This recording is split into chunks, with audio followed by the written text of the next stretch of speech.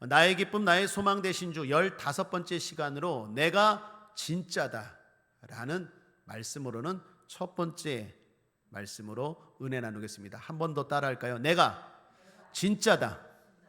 자, 이런 제목으로 하나님 말씀 나누겠습니다.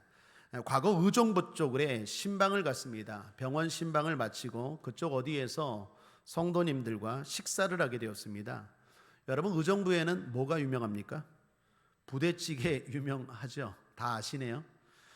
성도님들이 말씀합니다. 목사님, 여기까지 왔는데 유명하다는 부대찌개 먹고 가죠. 그래서 근처 부대찌개 잘하는 데로 갔습니다. 제가 보고 놀랐습니다. 거리가 조성되어 있더라고요. 그 부대찌개 거리 해갖고 많은 부대찌개 장사하는 가게들이 길가에 쭉 서 있는 거였어요. 그런데 제가 거기서 특이한 걸 보았습니다. 간판마다 다 원조래요. 원조, 진짜, 우리가 최초. 이게 도대체 다 원조에 다 원조. 하나도 우리는 두 번째예요, 하나도 우리는 뭐 나중에 생겼어요가 아니라 다 원조, 최초, 우리가 제일 맛있다 말하는 것이었습니다. 진짜가 어디인지 처음 가본 우리로선 이게 도대체 분간이 안 됐어요. 어딜 들어가야 될지. 그런데 거기를 잘 아시는 성도님이 한 분 계셨습니다. 그분이 목사님, 성도님들 따라오세요 하더니 여기가 진짜 맛있어요, 여기가 최초예요 하더니 어떤 할머니가 하시는 가게로 인도하셨습니다. 그리고 진짜 거기가 그 동네 최초고 맛있었습니다. 사랑하는 여러분, 우리가 살다 보면 이런 경우를 자주 경험하게 됩니다. 음식이든 어떤 제품이든 우리가 진짜다, 우리가 최초다, 우리가 원조다. 그런 의미에서 성도에 대해서 생각해 봤습니다. 성도는 어떨까요? 여러분, 우리가 진짜다, 내가 진짜 그리스도인이다, 내가 진짜 하나님의 자녀다 말할 수 있으려면 어떻게 해야 할까요? 그리고 과연 그런 특징은 있을까요? 여러분은 말할 수 있습니까? 만약에 그런 특징이 있다면 그게 뭘까요? 오늘 본문을 보다가 그 생각 그리고 그 답을 발견했습니다. 특별히 오늘 본문 3절 마지막 절을 한번 보십시오. 3절 하반절에 이렇게 말합니다. 우리가 곧 할례당이라. 이게 오늘날로 말하면 무슨 말입니까? 우리가 진짜다라는 말이에요. 우리가 진짜 할례 받은 하나님의 자녀다. 우리가 진짜 그리스도인이다. 우리는 지금 죽어도 천국 가고, 천국은 물론이거니와 거기에 하나님 앞에 칭찬받을 상과 복이 많은 사람이다 라고 지금 바울이 말하고 있다라는 것입니다. 그렇다면 무슨 근거로, 무슨 이유로 이렇게 말할 수 있을까요? 사실 이게 우리도 너무 하고 싶은 말 아닙니까? 내가 진짜 그리스도인이다. 뭐 가게나 아니면 다른 것들은 양보할 수 있지만 이거는 양보하면 안 되는 거 아니겠습니까? 다른 교회 어떤 성도님들과 비교해도 우리 국제아모니교회 성도들이 하나님이 보시기에 여러분 스스로가 내가 원조다, 내가 진짜다, 내가 최고다, 그렇게 말할 수 있는 목사, 그렇게 말할 수 있는 우리 성도님들 되시기를 주님의 이름으로 축복합니다. 자, 그렇다면 그 이유가, 그 근거가 뭘까요? 바울은 무슨 이유로 이렇게 담대하게 말할 수 있을까요? 오늘 본문을 통해서 살펴보길 원합니다. 먼저 오늘 본문 3장 1절을 보면 정말로라는 말로 시작합니다. 정말로 나의 형제들아. 정말로라는 말은 끝으로라는 말입니다. 여러분, 이상하지 않습니까? 빌립보서는 4장밖에 안 되는데 지금 3장 시작입니다. 그런데 벌써 바울이 끝으로라는 말을 하고 있어요. 진짜 마지막에 할 때 끝으로라는 말을 해야지. 지금 빌립보서 중간 아닙니까? 4장 중에서 3장 시작이면 중간인데 끝으로 정말로라고 말하고 있다라는 거예요. 이게 이상해요. 그래서 신학자들은 여러 주장들을 합니다. 예를 들면 빌립보서가 여기서 3장 1절에서 바로 4장으로 이어진다라고 주장하기도 하고, 또는 3장 2절부터는 붙여진 거다, 후대 사람들이 이 편지를 짜집기 한 거다, 편집한 거다라고 주장하기도 하고 여러 가지 이야기들을 합니다. 이처럼 논란이 되는 부분입니다. 그러나 대체적인 생각, 대체적인 해석은 어조입니다. 뭐라고요? 어조입니다. 분위기입니다. 즉 바울이 정말로라는 말을 통해서 분위기를 바꾸고 싶은 거예요. 여러분, 우리가 살펴보았듯이 빌립보서 1장, 2장, 우리가 수요 예배 때마다 살펴봤죠. 빌립보서 1장, 2장의 분위기가 어떻습니까? 밝아요. 바울이 빌립보 교회 성도들을 칭찬합니다. 칭찬 일색이에요. 내가 너희를 생각할 때마다 하나님께 감사하고 너희를 위해 기도할 때마다 내가 기쁘다, 그러면서 온갖 칭찬을 합니다. 뿐만 아니라 지난 시간에 기억나십니까? 디모데와 에바브로디도, 그들을 또 칭찬합니다. 분위기가 되게 긍정적이고 희망적이고 밝아요. 그런데 바울이 지금 그런 분위기에서 분위기를 조금 바꾸고 싶은 거예요. 화제를 바꾸고 싶은 거예요. 어떻게? 진지하게, 좀 심각하게. 그래서 내용을 보면요, 주제가, 내용이 무겁습니다. 그래서 끝으로 종말로라는 말을 한 거예요. 이 말은 번역을 끝으로 종말로라고 할 게 아니라 아울러 덧붙여서 뭐 이렇게 하면 좋을 것 같아요. 자, 그렇다면 바울이 왜 이런 분위기를 바꾸려고 했을까요? 그것은 신앙이 그만큼 중요하고 진지할 필요가 있기 때문입니다. 사랑하는 여러분, 잘 기억하십시오. 우리도 마찬가지입니다. 아무리 신앙생활을 잘해도 칭찬만 하면 좋지 못해요. 칭찬이 고래도 춤추게 하는 건 맞지만 칭찬만 한다고 해서 다 되는 건 아니에요. 오히려 위험할 수 있습니다. 때로는 내 신앙에 대해서 심각하게 돌아봐야 되고 진지할 필요가 있어요. 왜 그렇습니까? 그만큼 중요한 문제이기 때문에 그래요. 여러분, 저는 설교자로서 고민이 참 많습니다. 저는 순복음 목사 아닙니까? 그래서 희망을 이야기하고 기쁨을 이야기하고 칭찬, 좋은 그러한 밝은 설교를 하려고 애를 씁니다. 그러나 가끔은 진지하고 심각한 주제를 나누고자 애를 써요. 이건 저 개인적으로는 힘들어요. 그래도 해야 돼요. 왜요? 그만큼 우리의 신앙이 중요하고 잘못하면 잘못된 길 갈 수 있기 때문에. 여러분, 우리끼리는 막 좋은 게 좋아요. 우리끼리는 그냥 좋아요. 우리끼리는 잘하고 있어요. 그런데 정작 우리의 심판자 되시는 주님이 그거 아닌데, 그렇게 신앙생활하면 안 되는데, 이렇게 말해버리면 이건 끝장나는 거 아니겠습니까? 우리끼리는 그냥 칭찬해요. 서로 만나면 잘하고 있어요. 뭐 좋은 게 좋은 거예요. 뭐 그럴 수도 있죠. 그렇게 믿어도 돼요. 그렇게 예배드려도 돼요. 그렇게 신앙생활해도 돼요. 괜찮아요. 괜찮아요. 이렇게 하는데 정작 주님 앞에 섰을 때 주님이 내가 언제 그렇게 얘기했느냐 이러면 어쩌겠습니까? 성경을 보면요, 실제로 주님이 그래요. 바울도 그렇고 격려합니다. 위로합니다. 필요합니다. 그런데 분위기를 바꿀 때가 있어요. 대단히 심각하고 무서운 말씀을 할 때가 있어요. 특별히 지난 주일 설교가 그랬습니다. 지난 주일 낮 설교에 여러분 기억나십니까? 성령 충만함으로 준비하라라는 말씀이었죠. 마태복음 25장에 나오는 열 처녀의 비유의 말씀이었습니다. 요지가 무엇이었죠? 깨어 있으라, 준비하라. 그렇지 못하면 잔치에 못 들어간다. 천국에 못 들어간다는 말씀이었어요. 대단히 심각하고 진지하게 돌아볼 말씀입니다. 주님이 사랑과 희망의 말씀을 하시다가도 이런 무서운 말씀을 하시더라는 거예요. 바울도 칭찬하고 격려하다가도 갑자기 이렇게 분위기를 바꾸더라는 거예요. 왜요? 그만큼 균형이 잡혀야 돼요. 사랑하는 여러분, 좋은 게 아니에요. 하나님 앞에 때로는 우리의 신앙을, 내 신앙생활을 냉철하게, 진지하게 돌아볼 줄 아는 저와 여러분 되기를 주님의 이름으로 축복합니다.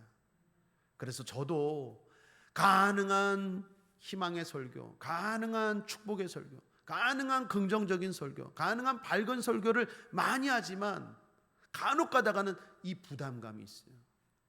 그런 심각한 진지한 설교를 할 때는요, 저도 개인적으로 대단히 괴롭고 기도를 많이 하게 돼요. 그런데 안 할 수가 없어요. 해야 돼요. 왜요? 그렇지 않으면 우리가 어느 순간에 잘못된 길을 가고, 어느 순간에 꾀를 부리고, 어느 순간에 내 맘대로 믿어요. 주 뜻대로 믿어야 되는데 내 맘대로 믿어요. 내 편한 대로, 내 좋은 대로. 여러분, 신앙의 출발은 순종 아닙니까? 아브라함 창세기 12장에 내 본토 친척 아비집을 떠나 내가 내게 지시할 땅으로 가라. 거기서부터 신앙이 시작되는 거죠. 본토 친척 아비집을 떠나야 돼요. 난 떠나기 싫은데 떠나래요. 내가 지시할 땅으로 가래요. 어딘지도 몰라요. 그런데 믿고 가는 거예요. 순종하고 가는 거예요. 그게 신앙의 출발 아니겠습니까? 근데 우리는 안 떠나요. 내 편한 대로, 내가 원하는 대로, 내 마음대로 믿어요. 마태복음, 마가복음, 누가복음, 요한복음이 돼야 되는데 내가 복음이에요.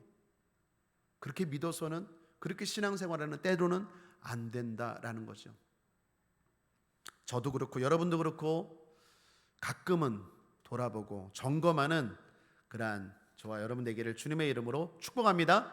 자, 바울은 이처럼 분위기를 바꾸어 말합니다. 우리가 진짜 그리스도인이다. 너희가 진짜 그리스도인답게 살아라. 그렇게 말하는 근거가 뭘까요? 자, 오늘부터 바울이 그렇게 말하는 세 가지 이유를 나누고자 합니다. 한번 따라 하실까요? 기뻐하라, 주의하라, 확인하라. 다시 한번요. 기뻐하라, 주의하라, 확인하라. 자, 이렇게 세 단락으로 나누어서 1절, 2절, 3절 3주에 걸쳐서 여러분들과 나누고자 합니다. 첫 번째, 기뻐하라입니다. 오늘 3장 1절 말합니다. 종말로 나의 형제들아 주 안에서 기뻐하라. 이 말씀이 오늘 설교의 핵심입니다. 사람에게 기쁨이 중요하죠. 삶의 이유이자 목적이기도 합니다. 사람들이 돈을 법니다. 왜 법니까? 궁극적으로 기쁘게 살기 위해서죠. 사람들이 열심히 일합니다. 공부합니다. 왜 합니까? 궁극적으로는 기쁨입니다. 여러분, 그리스도인도 마찬가지입니다. 우리가 신앙생활합니다. 궁극적인 목적은 기쁨입니다. 하나님도 우리가 기쁘게 살기를 원하십니다. 그래서 인간에게 최초로 주신 동산이 뭡니까? 에덴 동산입니다. 에덴이라는 말은 기쁨이라는 뜻이에요. 예수님이 이 땅에 오셨습니다. 인간이 죄를 지어서 예수님이 첫 번째 기적을 일으키셨습니다. 기적이 뭡니까? 가나의 혼인 잔치입니다. 잔치가 끊어지려고 했는데 주님이 첫 번째로 거기에서 기적을 일으켜서 잔치가 이어지게 했습니다. 의도가 뭡니까? 우리에게 기쁨을 주기 위해서입니다. 그 주님이 떠나시면서 성령을 보내주셨습니다. 성령을 왜 보내주셨습니까? 기쁘게 살라고. 성령은 희락의 영입니다. 기쁨의 영입니다. 성령 충만해 보셨죠? 성령 충만하면 날마다 기쁩니다. 여러분 모두가 성령 충만하시기를 주님의 이름으로 축복합니다. 그러므로 기쁘게 사는 것은 좋은 겁니다. 그리스도인이 기쁘게 사는 것은 성경적입니다. 옳은 일입니다. 나쁜 일 아닙니다.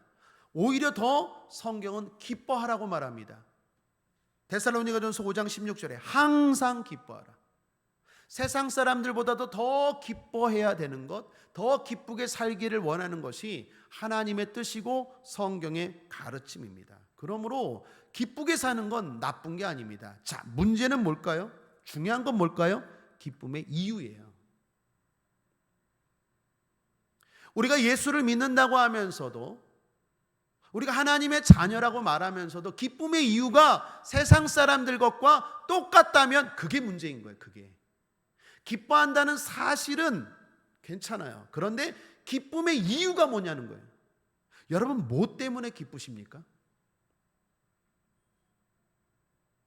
세상 사람들처럼 우리도 집이 생기면 기쁘고 돈이 생기면 기쁘고 자녀가 잘 되면 기쁘고 그런 거 기쁠 수 있어요. 그런데 그것만으로만 기뻐한다면 이게 문제라는 거예요.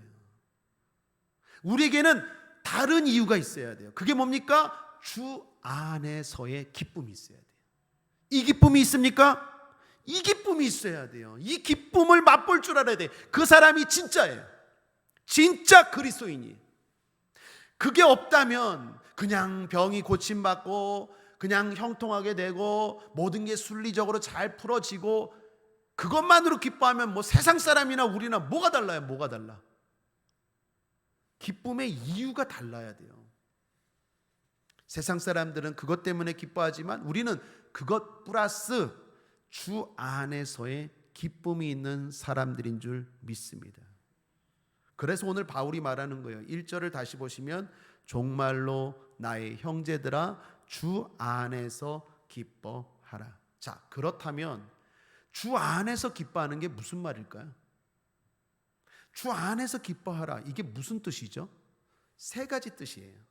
자, 요걸 오늘 말씀 첫 번째 날 오늘 나누고자 합니다. 주 안에서 기뻐하라라는 것은 세 가지 의미가 있는데 첫 번째는 예수님으로 기뻐하라. 두 번째는 예수님의 일에 참여함으로 기뻐하라. 세 번째는 예수님이 주심으로 인해서 기뻐하라.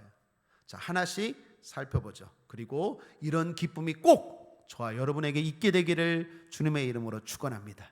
그리고 항상 기쁘게 삽시다. 첫 번째, 주 안에서 기뻐하라는 것은 예수님으로 기뻐하라는 거예요. 이유가, 기쁨의 이유가 예수님 자체라는 거예요.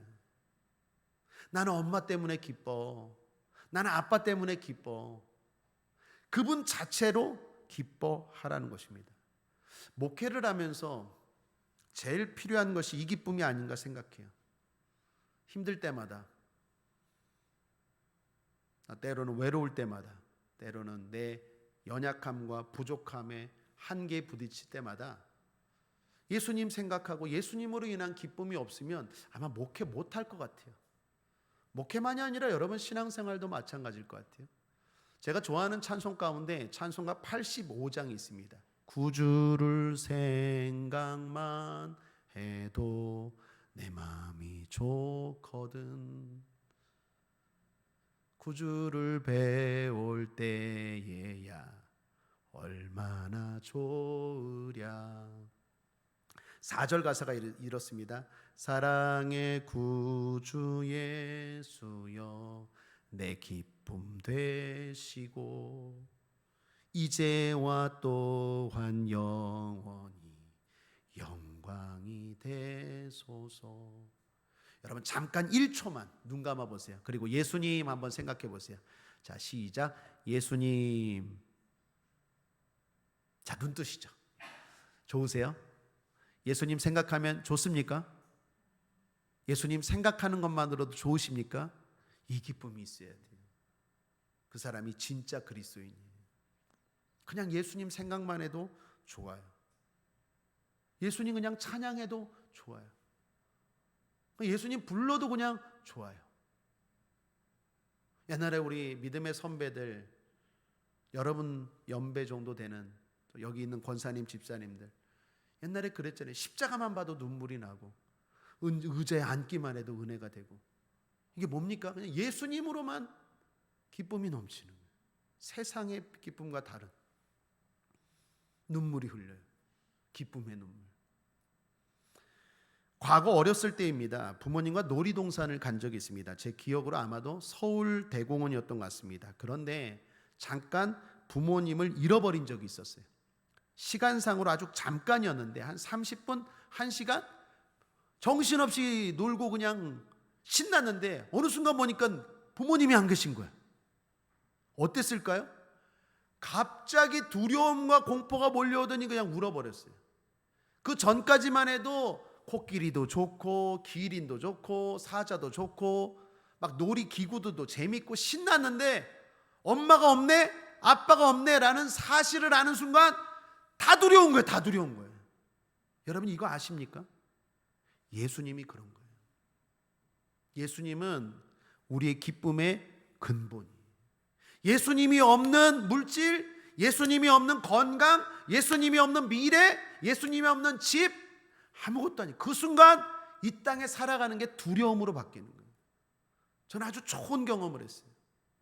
그 짧은 순간인데 아무것도 바뀐 게 없는데 그거 하나 바뀌니까 완전히 기쁨과 신났던 그 감정이 온통 두려움과 불안함으로 바뀌더라니까요.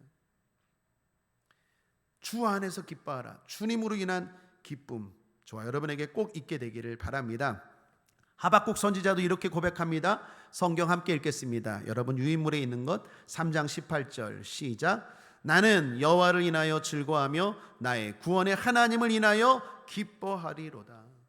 하나님이 뭘 줘서가 아니라 하나님 자체로 인하여 기뻐하고 그분 자체로 인하여 즐거워하겠다. 이 고백 모든 진짜 그리스도인들에게 있는 고백이고 우리에게도 있게 되기를 또한 있을 줄 믿습니다. 두 번째, 주 안에서 기뻐하라는 것은 주님의 일에 참여함으로 기뻐하라라는 것입니다. 다시 말하면 섬기는 기쁨이죠. 우리 교회에서 지난번 용지를 나누어 드렸습니다. 그것은 봉사지였습니다. 어디서 봉사하실지 체크하여 주세요라고 용지를 나눠드렸죠. 뭐라도 할 수 있는 봉사가 있을 거다. 그리고 체크하라고 여러분께 나눠드렸어요. 제가 왜 그거 나눠드렸을까요? 일꾼이 부족해서? 아닙니다. 일꾼이 부족해서 아니에요. 여러분에게 섬기는 기쁨을 맛보게 하기 위해서. 뭐라도 체크하십시오. 뭐라도. 그래서 모든 성도들이 뭐 하나라도, 심지어 예배 끝나고 남아있는 주보지 내가 정리하겠습니다. 그거라도 체크하십시오. 뭐라도 할 수 있잖아요. 못한다 하지 말고 뭐라도. 왜 제가 그 용지를 나눠드렸을까요? 기도하면서 기쁨이 있다니까요. 늘 받기만 하는 거 말고 내가 섬기면서 기쁜 거예요. 그게 주 안에서 기뻐하는, 주님이 하시는 일, 주님이 기뻐하는 일에 참여함으로 기뻐하는 거예요.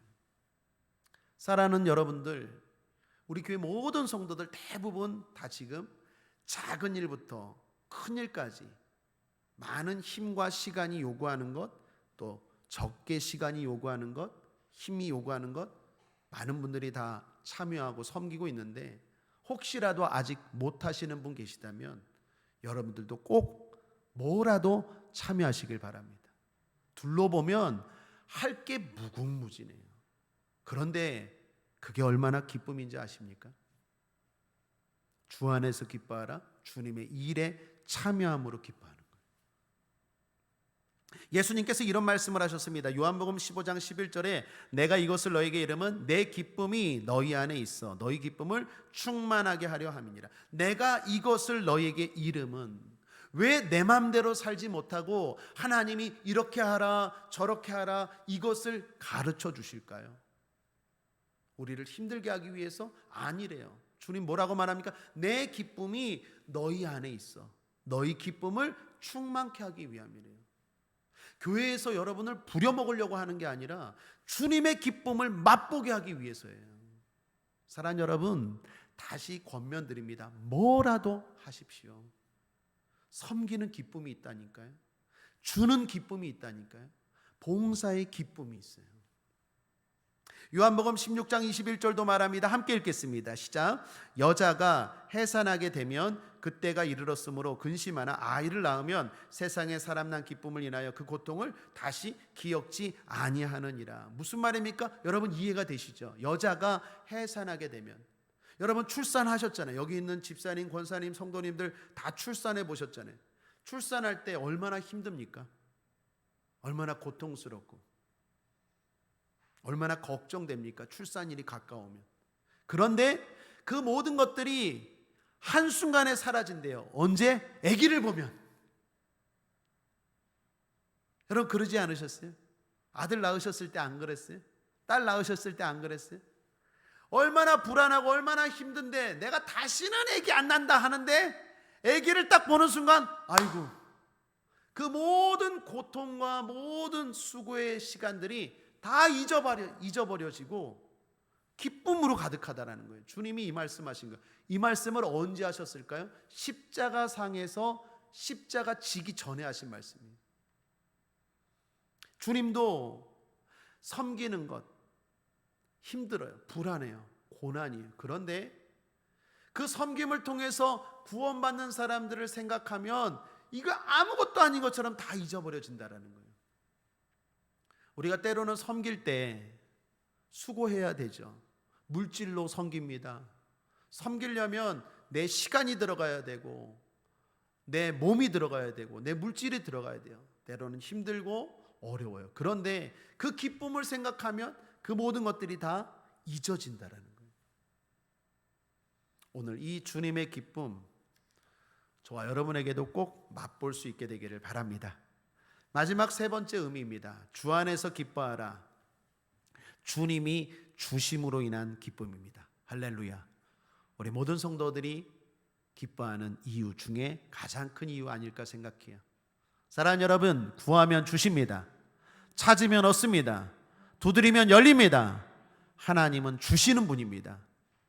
에덴 동산도 주셨고 아들도 주셨고 성령도 주셨고 하나님은 다 주십니다.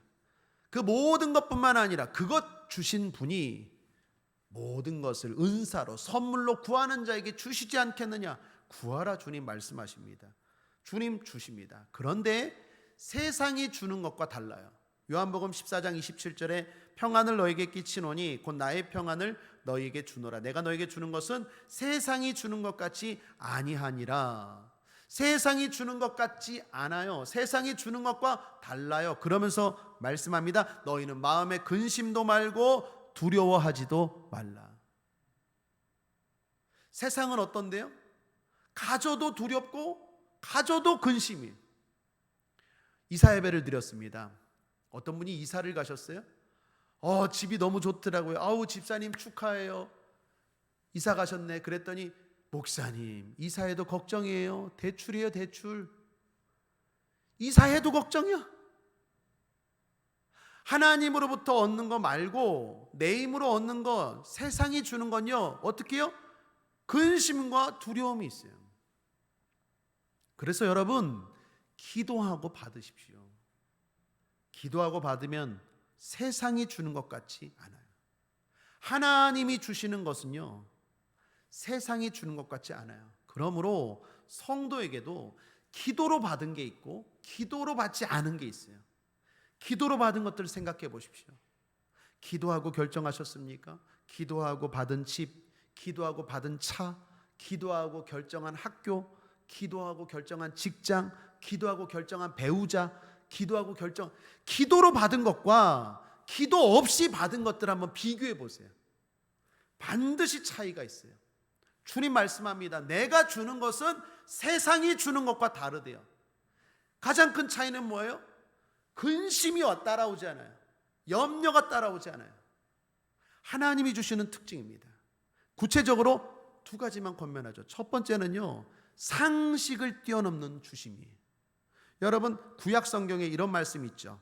이사야서 40장 31절 함께 읽어보겠습니다. 시작. 오직 여호와를 앙망하는 자는 새 힘을 얻으리니 독수리의 날개치며 올라감 같을 것이요 다른 박질하여도 곤비치 아니하겠고 걸어가도 피곤치 아니하리로다. 무슨 말입니까? 하나님이 주시는 힘, 기도하고 얻는 힘은요 상식을 뛰어넘는 힘이래요. 여러분 힘이 생기기를 원하십니까? 방법은 크게 두 가지죠. 밥 먹으면 힘나죠. 약 먹으면 힘나죠. 병원 가면 힘나죠. 좋은 거 먹으면 힘나죠. 그렇게도 힘이 생겨요. 그런데 하나님이 주시는 힘, 하나님이 주시는 새 힘은 다른 박질하여도 힘들지 않대요. 걸어가도 피곤치 않대요. 이게 뭔 말입니까? 상식을 뛰어넘는 힘을 주신다는 거예요. 그러므로 하나님이 주시는 힘을 갖게 되길 바랍니다. 구체적으로 말합니다. 기도하고 받으십시오. 여러분 노력으로도 받을 수 있지만 그 노력 위에 기도를 하십시오. 기도를. 그래야 세상이 주는 것과 다른 힘, 다른 물질, 다른 은혜가 임해요. 다른 평안이 임해요. 기도하고 결정하십시오. 기도하고 받으십시오. 나는 기도 없어도, 기도하지 않아도 차 생기던데요, 집 생기던데요, 자녀들이 결혼하던데요. 그렇죠, 할 수 있죠. 그런데 근심이 따라올걸요. 염려가 생길걸요. 해도 걱정, 안 해도 걱정. 그런데 기도하고 결정하고, 기도하고 가고, 기도하고 병원 가고, 기도하고 선택한 것은 세상이 주는 것과 달라요. 여러분, 물질도 그렇습니다. 제가 여러분들 물질의 문제 때문에 기도 부탁하는 분들, 제가 늘 이 말씀 붙들고 기도한다고 했죠. 잠언 10장 22절 함께 읽겠습니다. 시작. 여호와께서 복을 주심으로 사람으로 부하게 하시고 근심을 겸하여 주지 아니하시느니라. 할렐루야. 하나님이 주시는 특징, 하나님이 주시는 물질의 특징이 무엇입니까? 사람으로 부하게 하시되 근심을 겸하여 주지 않는데요. 송도 신도시 가면 좋은 아파트들 있죠. 예수 안 믿는 사람들, 그 좋은 아파트 사는데도 근심이 많아요. 하나님이 주시는 물질, 하나님은 물질도 주십니다. 아멘이십니까? 구하십시오. 하나님 물질 주십니다. 하나님이 주시는 물질, 하나님께 기도하고 받은 물질, 하나님께 기도하고 받은 집, 하나님께 기도하고 받은 차, 하나님께 기도하고 받은 모든 물질은요, 근심을 겸하여 주지 않는다니까요. 한마디로 탈이 없어요. 탈이. 그래서 우리는 항상 기도로 받아야 돼요. 따라하겠습니다. 기도로 받자. 기도로 받아야 돼요. 다시 말합니다. 목사님, 난 기도하지 않아도요 많은데요. 근심이 따라올걸요. 염려가 따라올걸요. 기도로 받아야 탈이 없어요. 완벽해요. 약도 그렇지 않습니까? 약도 옛날에 어떤 분이 간이 안 좋아서 간약인가요? 간장약을 먹었더니 간은 좋아졌는데 위가 안 좋아졌대요. 그 얘기 들으면서 여러분, 사람이 만든 건 한계가 있다니. 간 좋아지게 하려다가 위가 나빠요. 어떤 분이 가정의 물질을 위해서 열심히 일했어요. 진짜 밤낮 투잡을 뛰었어요. 투잡을 해갖고 집을 샀는데 집 사고 났더니요, 암이 걸렸어요. 정작 집 사고 나서 누리려고 하니까 질병에 걸린 거예요. 우리가 이 땅을 살아가면서 탈이 많지 않습니까? 문제가 있지 않아요? 하나님이 주시는 것은 탈이 없어요. 상식을 뛰어넘는다라는 거예요. 그러므로 사랑하는 여러분, 주님이 주심으로 인하여, 주님께 받음으로 인하여 기뻐할 수 있는 저와 여러분 되길 바랍니다. 여러분 삶에서 기도하고 받은 게 무엇입니까? 곰곰이 생각해 보십시오. 그리고 오늘 이후로부터는 뭐든지 기도하고 받으십시오. 기도하고 결정하시고 기도하고 받으십시오. 그러면 상식을 뛰어넘는 걸 주시고 탈이 없도록 주세요. 완벽한 기쁨의 축복을 주님은 주십니다. 그런 기쁨이 있습니까? 그렇다면 그 사람은 진짜예요. 우리 국제하모니의 성도님들, 저와 여러분들 모두가 이러한 주 안에서의 기쁨이 있는 진짜 그리스도인 되길 바랍니다. 오늘은 여기서 말씀 마치죠. 내가 진짜다라는 제목으로 하나님 말씀 나누었습니다. 내가 진짜 그리스도인이다. 나는 하나님의 진짜 자녀다. 그렇게 말할 수 있는 이유, 기쁨입니다. 성도는 주님으로 인해 기뻐하고 주님의 일에 참여함으로 기뻐하고 주님이 주시는 것으로 인한 기쁨이 있어야 돼요. 그렇다면 그 사람은 진짜 그리스도입니다. 우리 모두가 그렇게 되기를 주님의 이름으로 축원합니다. 항상 기뻐하십시오. 기도하겠습니다. 하나님 아버지, 항상 기쁨으로 살아가는 우리가 되길 원합니다. 주 안에서 기뻐하는 우리 모두가 될 수 있도록 성령님 도와 주옵소서. 감사드리며 예수님의 이름으로 축복하고 기도했습니다. 아멘.